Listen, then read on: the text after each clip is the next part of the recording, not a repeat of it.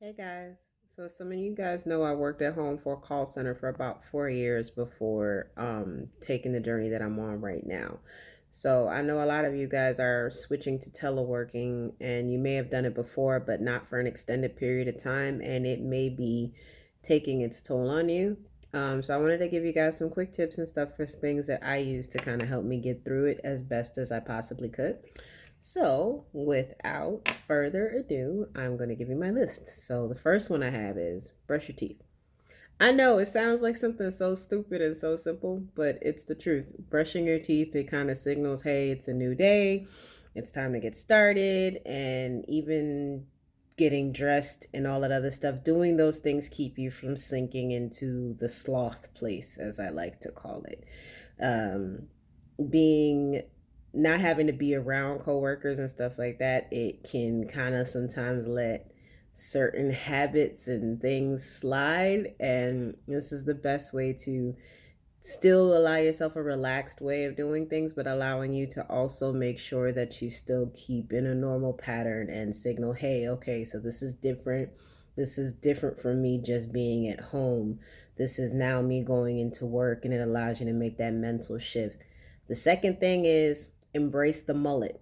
And what I mean by the mullet is business up top, party at the bottom. So if you have meetings like Zoom conference meetings, go-to meetings, anything of the sort like that, get your little jacket you could slip on over a t-shirt or something like that and pajama bottom it up all the way below. Just make sure that you angle your camera properly so that it only catches from the top above. The next one I have is do not eat at your desk. I promise you, you will put on 15 to 20 pounds. Ask me how, because I did it myself. Don't eat at your desk no matter what. You will go through all the snacks. And as y'all remember, we in the middle of a pandemic and they done bought up all the fucking snacks and toilet paper, but I digress.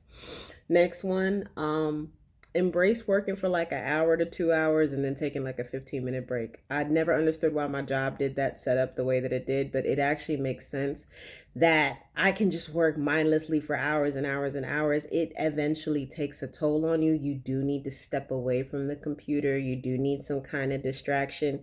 You need a moment to just for a minute. It's very, very vital. I can't stress the importance of it enough. Next one, group me and text chats with groups from your work and stuff like that.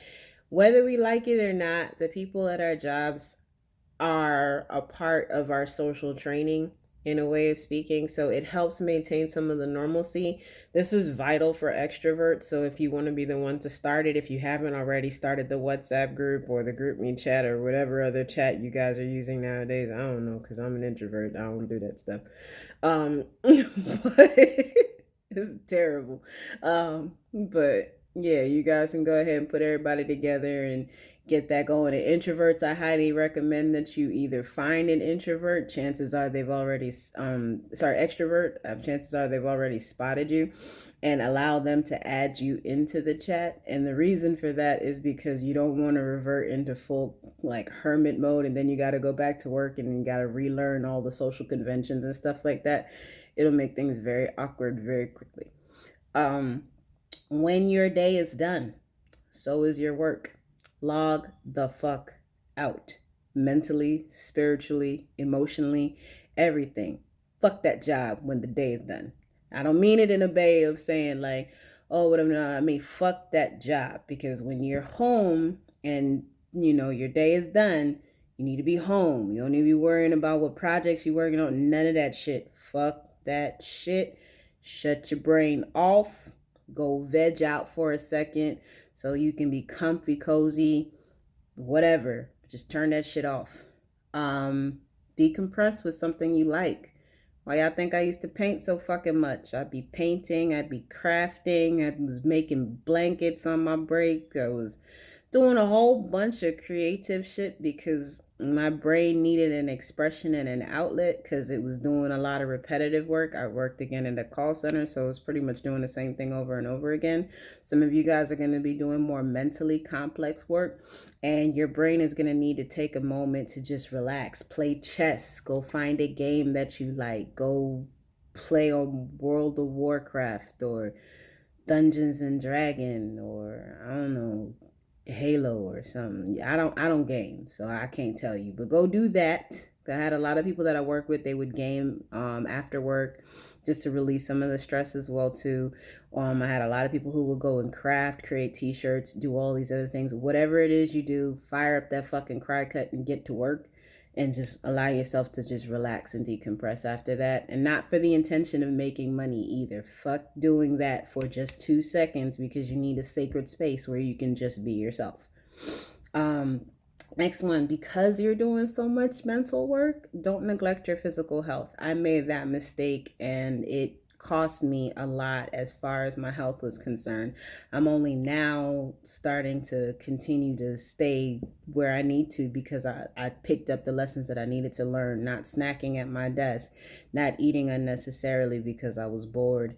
And also making sure I get the physical activity in. So even if it's just a quick 5 minute yoga sun salutation, get that in. Whatever it is, just get something into your system so that you can get moving. Next one is going to be invest in a quality gaming chair. Now, this may not seem like something that you want, but I'm pretty sure this is not going to be the last pandemic we're going to see in our lifetime, given the way that our healthcare system is currently set up. And given the way that viruses tend to mutate, this is not the last pandemic we're going to see. And chances are, depending on how the outcome of this thing is, we're going to be doing more teleworking anyway, which is a good thing for the environment. So if we're going to be doing all of that and that's where things are headed, your best bet is to get a gaming chair. Your back will thank you later. Something with really good economic support, ergonomic support that is designed for you to sit 40 plus hours in. Do not buy a craft chair. Do not buy a cheap chair from Staples. Trust me on this. I am still repairing my back now. Go ahead, spring on the chair. Do it. Your body will thank you later. And the last one is a little bit on the darker side. But when you don't have social conventions as much anymore and it's kind of just you and you're surrounded by either your family or things around you or anything of the sort like that, your mask that we wear tends to slip away slowly but surely. And the need to be one thing slips away. And when you do that, the things that you may have been repressing under the surface, they will start to bubble up. You are going to need to find a way to deal with it, whether it's through therapy, counseling, meditation, um, whatever, however it is that you choose to heal. I personally had to do a lot of deep soul searching and stuff like that while I was at home, and it came to reveal a lot of things about myself that I didn't know. Um, but that's going to be a part of your journey as well, being home as well. So be prepared for that. Be mindful if it turns into a sense of boredom and that boredom and repetitiveness goes into suicidal ideation, because sometimes that can happen, especially if you don't enjoy the work that you do right now. That will be more likely, especially if you're in the house all the time without something to distract you. So you're going to have to be vigilant. You're going to have to be engaged in other activities, and you're also going to have to be focused on healing those little cracks and slips that you've been letting get by for as long as you have, because they are not going to stand up when you're in isolation. I promise you they won't. So that is my list. 9 happy things and one not so happy thing that is a hidden truth. But yeah, if you can do those things, you'll survive working from home. And if you don't survive working from home, then you're probably meant to do something different anyway. So either way, this is going to be a fantastic experience for you. You're either going to get on the path that you're supposed to be on, or you'll be able to realize you have a whole newfound love for working from home. You save a lot of money on gas, on commutes, on a whole lot of other stuff, and what you make up for in savings and that you tend to spend on your mental and personal development. So, yeah. That's it. Well, if you guys have any questions, hit me up and I'll talk to you later. Deuces.